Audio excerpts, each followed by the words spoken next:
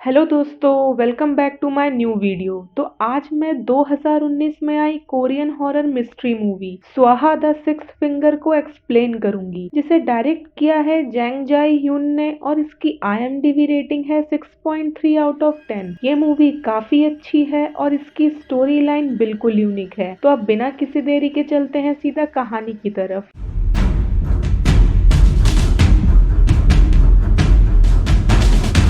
कहानी की शुरुआत होती है एक लड़की ग्यूमा और उसकी ट्विन सिस्टर, जिसे इट नाम से बुलाया गया है मूवी में। 1999 में दोनों बहनों के जन्म होते ही इट को सभी डीमन घोषित कर देते हैं, क्योंकि इट ने अपने माँ के पेट में अपनी बहन के पैरों को खाकर सरवाइव किया था और इसीलिए ग्यूमा अपने डिफॉर्म्ड पैरों के साथ पैदा हुई थी। उन दोनों के पैदा होने के एक हफ्ते बाद उनकी माँ की डेथ हो जाती है और कुछ समय बाद उसके पिता भी सुसाइड कर लेते हैं। यहाँ एक और बात थी नोटिस करने वाली कि इट के पैदा होते ही डॉक्टर ने डिक्लेयर कर दिया था कि वो जिंदा नहीं बचेगी, पर समहाउ इट सरवाइव कर जाती है और ग्यूमा और अपने ग्रैंड पेरेंट्स के साथ ही रहती है। यहाँ हमें ये पता चलता है कि ग्यूमा और उसकी फैमिली अपने रहने की जगह हमेशा बदलते रहते थे, ताकि किसी को उनके साथ रह रहे डेविल के बारे में पता ना चले। वो लोग हमेशा इट को एक कमरे में बंद करके रखते थे और ग्यूमा उसे कमरे के बाहर से ही खाना दिया करती थी। इसीलिए रोज रात को इट की रोने की आवाजें आती थी, जिसे सुनकर ग्रैंडपा परेशान होते थे और ग्रैंडमा हमेशा गॉड से प्रे करती थी कि गॉड उनकी रक्षा करे डेविल से। उन लोगों ने इट का बर्थ भी रजिस्टर नहीं किया था, क्योंकि पैदा होते ही वो उसके मरने का वेट कर रहे थे। खैर, हम आगे देखते हैं। ग्यूमा और उसकी फैमिली के नए जगह पर शिफ्ट होते ही वहाँ के जानवर अलग तरह से बिहेव करने लगे थे और एक शामन जो कुछ रिचुअल्स करके उसे ठीक करने की कोशिश करती है, पर वो उसे ठीक नहीं कर पाती। जैसे ही शामन को ग्यूमा के फैमिली के बारे में पता चलता है, वो उनके घर कुछ लोगों के साथ जाती है, पर ग्यूमा के ग्रैंड पेरेंट्स दरवाजा नहीं खोलते। उसी रात शामन फिर से उनके घर में चुपके से छानबीन करने जाती है, जहाँ इट के कमरे से कई सारे सांप निकलकर उसे काट लेते हैं और उन सबको वहां से जाना पड़ता है। हम आगे पेस्टर पार्क नाम के एक आदमी को देखते हैं, जो रिलीजियस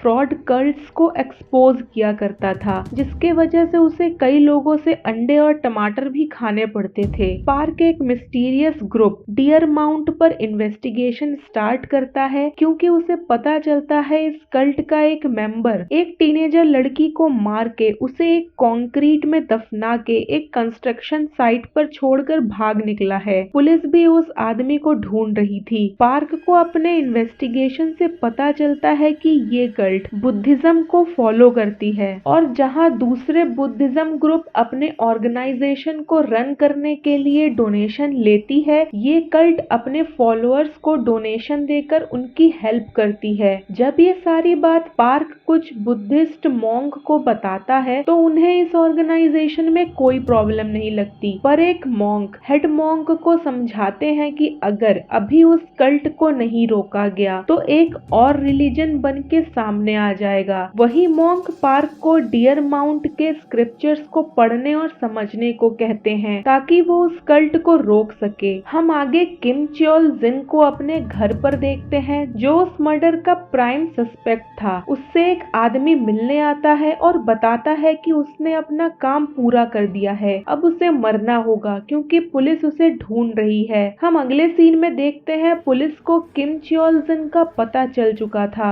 मीनवाइल पार्क अपने एक आदमी के जरिए डियर माउंट कल्ट के स्क्रिप्चर्स को मंगवाता है, ताकि वो उस कल्ट को एक्सपोज कर पाए। उन स्क्रिप्चर्स और पार्क के बनाए कुछ नोट से उन्हें पता चलता है कि ये कल्ट बुद्धिज्म के 4 गार्डियन ऑफ विंड्स को फॉलो करती है, जो लॉर्ड बुद्धा के फॉलोअर्स थे। इन चारों के 4 रिलीजियस प्लेस थे, जिनमें से पार्क ने 2 को ढूंढ लिया था और बाकी के 2 को ढूंढना बाकी था। पार्क तीसरा डियर माउंट का लोकेशन भी ढूंढ निकालता है, जहां उसे चारों गार्डियन के तस्वीरें और एक डायरी मिलती है। मीनवाइल पुलिस किम च्योल जिन को ढूंढते हुए उसके घर पहुंच जाती है और वहां उसके माँ को जब किम च्योल जिन का कॉल आता है, तो वो समझ जाते हैं कि वो अपने ही घर के छत पर है। वो उसे पकड़ने बाहर भागते हैं, पर किम किम च्योल जिन कुछ रिलीजियस मंत्रों को बड़बड़ाते हुए छत से कूदकर सुसाइड कर लेता है। वहीं हम एक औरत को ग्यूमा के पर्सनल डॉक्यूमेंट्स उसी आदमी को देते देखते हैं जिसने किम च्योल जिन को मरने को कहा था। वो आदमी अब ग्यूमा पर नजर रख रहा था। दूसरी तरफ पार्क वो डायरी एक मॉन्क को दिखाता है जहां उन्हें पता चलता है कि वो डायरी किम जे सियोक ने लिखी है। वो मॉन्क पार्क को हेड मॉन्क के पास भेजते हैं जहां उन्हें पता चलता है कि किम जे सियोक लॉर्ड बुद्धा के फॉलोअर थे और अब वो उस स्टेज में है जहां वो खुद एक तरह से गॉड बन चुके हैं। वो आगे बताते हैं किम जे सियोक का जन्म 1899 में हुआ था और वो अभी तक जिंदा है, जो एक नॉर्मल इंसान के लिए पॉसिबल नहीं है। इसके बाद पार्क एक डिटेंशन सेंटर पहुंचता है जहां उसे पता चलता है कि किम जे सियोक ने 4 बच्चों को गोद लिया था जिन्होंने अपने ही पिता का कत्ल किया था। वो चाहते थे कि वो उन चारों को सही रास्ते पर ले आए और वो उन्हें रिलीजियस बनाकर सुधारते हैं और इन चारों में से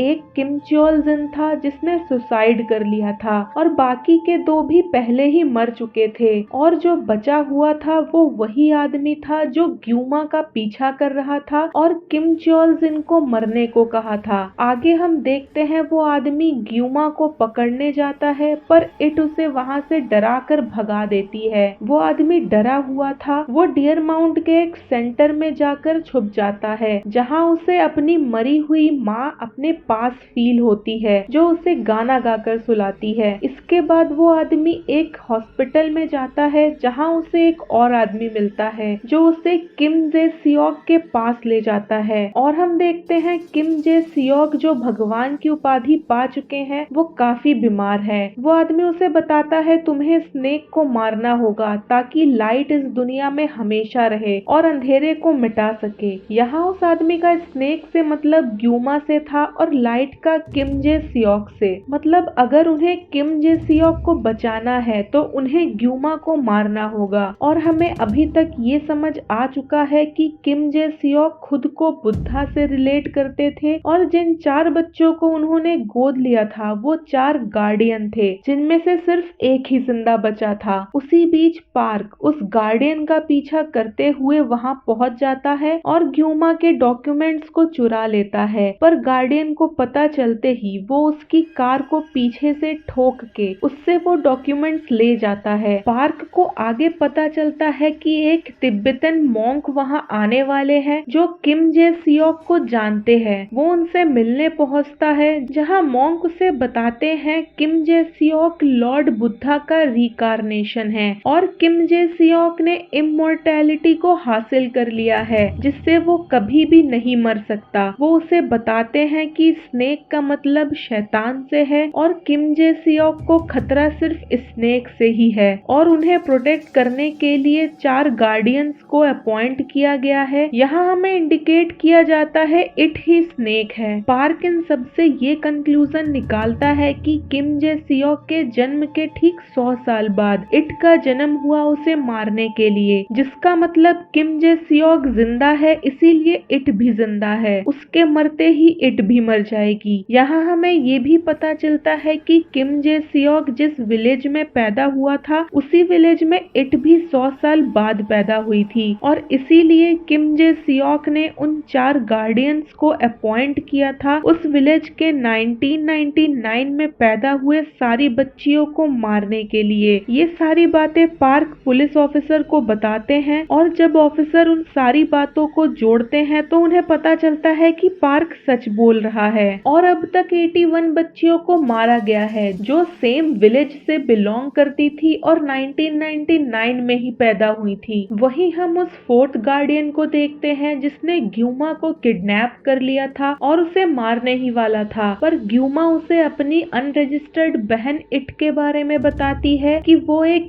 इविल है। ये सुन जब 4th गार्डियन इट के पास जाता है तो उसे असलियत का पता चलता है और हम फर्स्ट टाइम इट को देख पाते हैं। यहाँ इट उसे बताती है वो स्नेक नहीं है, जिसके हाथों में 6 उंगलियां हैं वो स्नेक है। इट उसे ये भी बताती है जब भी वो डरा हुआ होता है वही उसे गाना गाकर सुलाती है जैसे उसकी माँ किया करती थी। ये सब जानकर जब वो किम जे सियोक के पास उनके हाथों की उंगलियां चेक करने जाता है तो उसे पता चलता है कि वो आदमी जिसे वो अपना फादर मानता है वो किम जे सियोक है ही नहीं। तभी वो दूसरा आदमी वहां आता है और वो समझ जाता है कि फोर्थ गार्डियन को असलियत का पता चल चुका है। वो उसे गोली मार देता है और ग्यूमा को मारने के लिए निकल पड़ता है। पार्क भी उसका पीछा करते हुए वहां पहुंच चुका था। वो फोर्थ गार्डियन को वहां से बचाकर ले जाता है। रास्ते में पार्क उस आदमी को पकड़ लेता है और उसके हाथों के 6 उंगलियों से समझ जाता है कि वही किम जे सियोक है। उसी बीच फोर्थ गार्डियन किम जे सियोक के गाड़ी में चढ़ जाता है और रास्ते में वो फोर्थ गार्डियन उसे बताता है कि वो गॉड हो ही नहीं सकता। उसने अपने लाइफ के लिए कितने मासूम लड़कियों को मरवाया, पर किम जे सियोक उसकी बातों को इग्नोर करता है। पर गार्डियन चलते गाड़ी में उसका गला पीछे से घोटने लगता है जिससे उनका एक्सीडेंट हो जाता है। पर किम जे सियोक को कुछ नहीं होता। वो वहां से जाने लगता है पर इट के दिए हुए लाइटर से फोर्थ गार्डियन आग लगाकर किम जे सियोक को मार डालता है और किम जे सियोक के मरते ही इट भी ग्यूमा के सामने दम तोड़ देती है और फोर्थ गार्डियन की भी वहीं पर डेथ हो जाती है। और ये मूवी पार्क के बातों के साथ खत्म हो जाता है कि गॉड लोगों को सफर क्यों करवाता है। तो यहाँ हुआ ये था कि किम जे सियोक ने इमोर्टैलिटी को हासिल करने के बाद उन 4 गार्डियन ऑफ विंड को रिप्रेजेंट करने वाले बच्चों को अडॉप्ट किया था जो उससे 100 साल बाद पैदा हुई उस बच्ची को मार सके और उसे हमेशा के लिए अमर बना दे। पर असल में जिसे वो गार्डियंस किम जे सियोक समझ रहे थे वो खुद उसका एक फॉलोअर था जो उसे छुपे रहने में हेल्प कर रहा था। यहाँ किम जे सियोक को सब गॉड से कंपेयर करते थे पर असल में वो एक डेविल था